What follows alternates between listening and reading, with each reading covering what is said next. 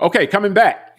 Now, our part two of our discussion today. Tunde, you sent me a article that I found very fascinating, and that you had pointed out, hey, this is something that we should do a talk on, and that was about how it's paradoxical in the way that America sees its culture as one where kids, it's great for kids to have a stay at home parent when they're young and so forth, but how all of our systems and none of the stuff that we do from a societal standpoint structurally is set up to support the idea of having a one parent at home.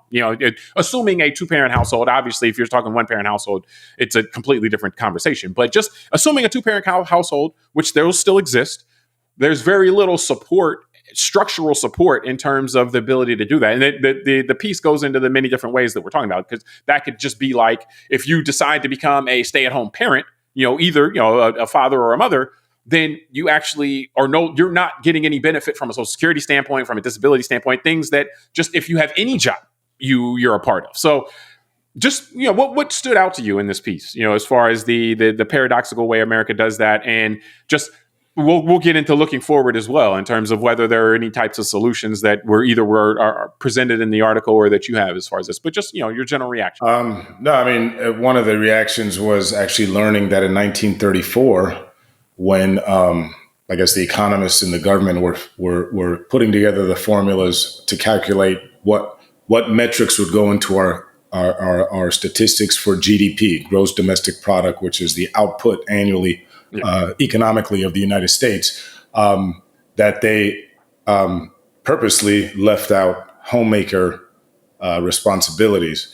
That I'm neutral on that. I just it's interesting to learn that there was a conscious decision to say, hey, somebody who's performing labor at home is not going to be counted as in terms of output in our statistics of economics or economic output.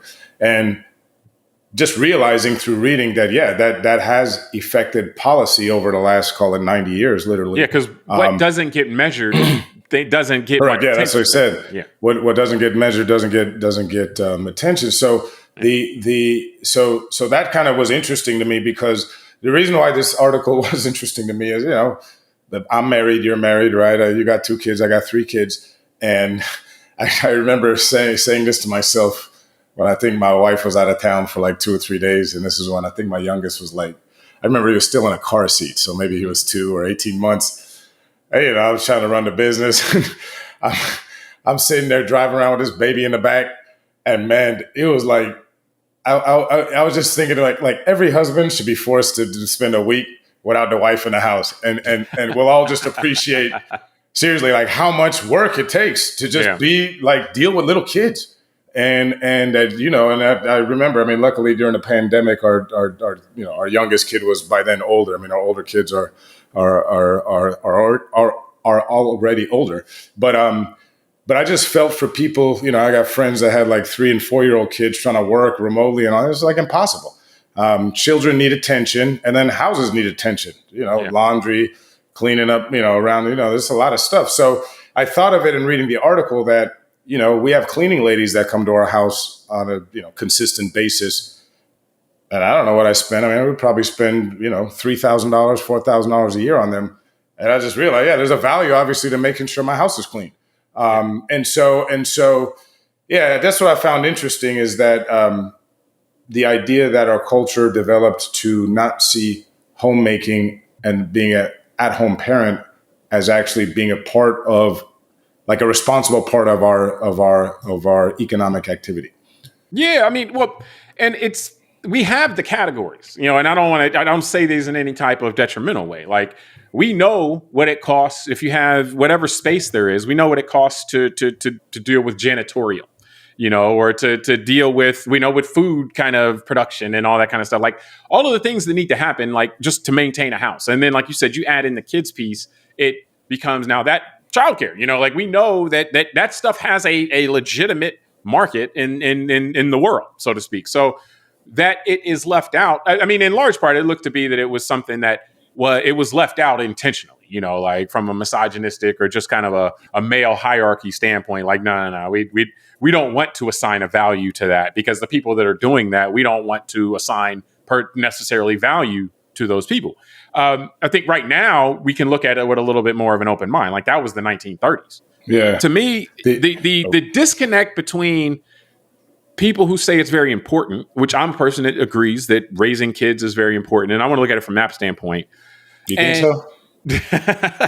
And so that it's very important, but that we give no support to it. That to me is very curious. It seems like another delusion that we live with. And I'll talk just briefly about the James Baldwin documentary we just talked about, because I thought that was there was a quote in there that was very interesting that can be applied to a lot of context.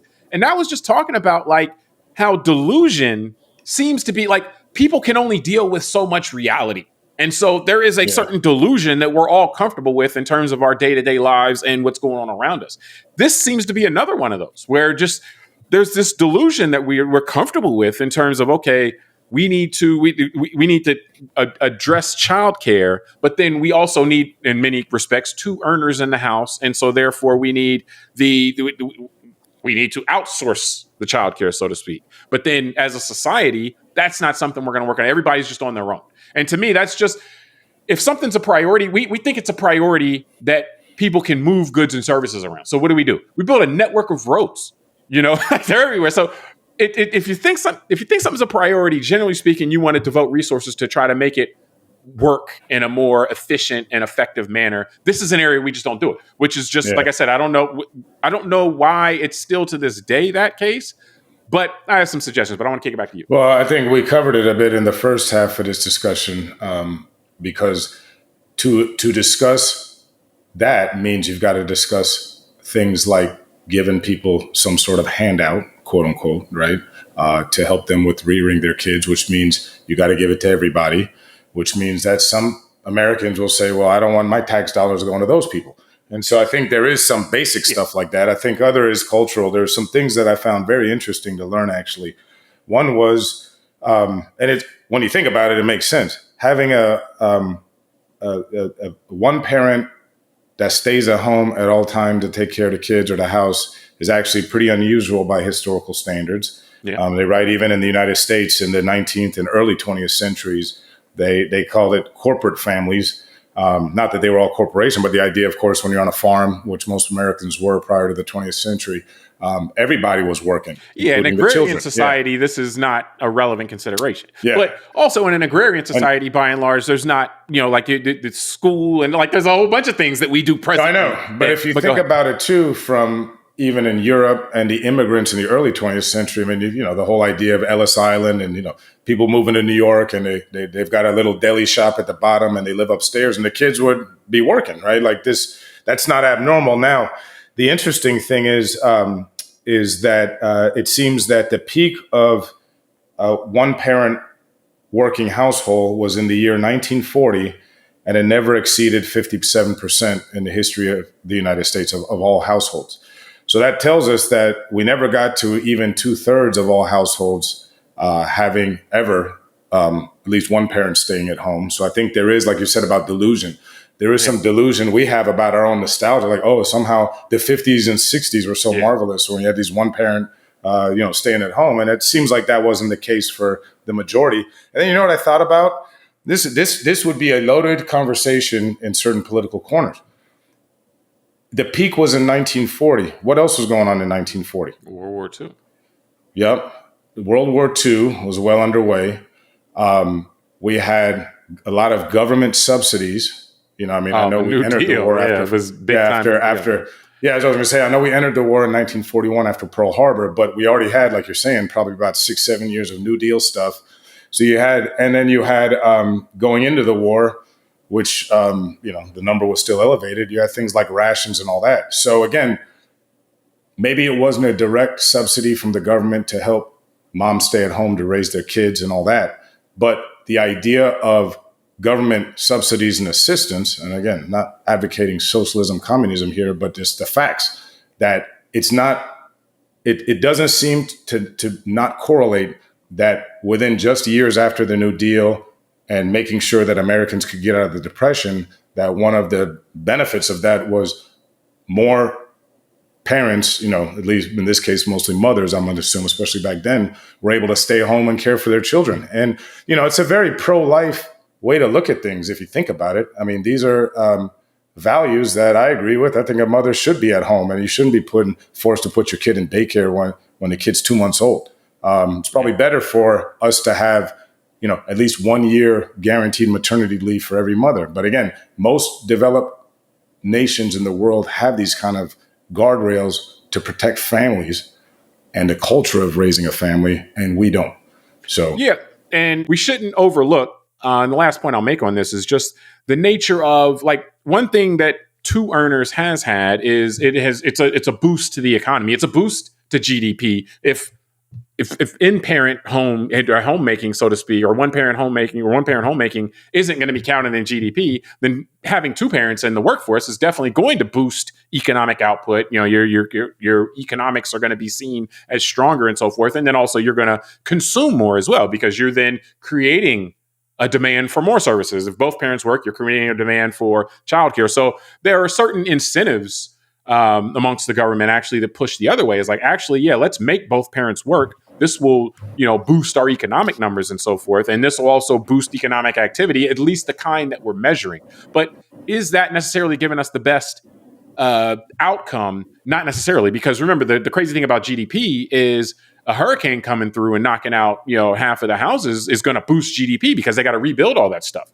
But that doesn't leave you in a better place. That's you just spending money to get back to where you already were before. And a lot of times I think this issue with not having a society that at least gives people a legitimate pathway to do so without undermining themselves, to do the one parent in the household thing without undermining themselves, is that we end up creating more economic activity, but we don't necessarily, it doesn't move us ahead. We're creating more economic activity just to kind of bring us to the same point that we already were in.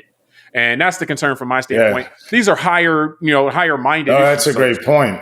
Because we can finish on that. That's basically it's a even more robust way to go where I was at before. Because now I've lived overseas and I've experienced this. I mean, it's interesting. Because you're so right, and I say this with all neutrality. Like, we make choices here. Yeah. We have chosen as a nation to put our GDP and our economic activity kind of on a higher mantle. Than the human activity and the human being's well-being. I just was in Italy and Greece, a few months ago. I lived in Australia. I've been a lot of places.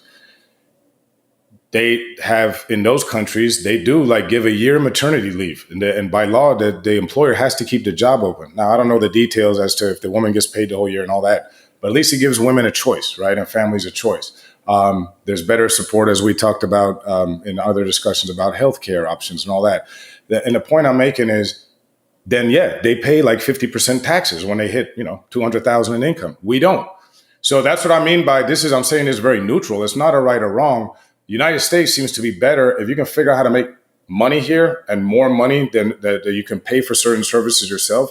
United States is probably a more comfortable place to be because you can keep more of it for yourself. Yeah, you can keep more money. You can play the tax game. It's a great place. We're in it together less. We're in it than a lot of other places.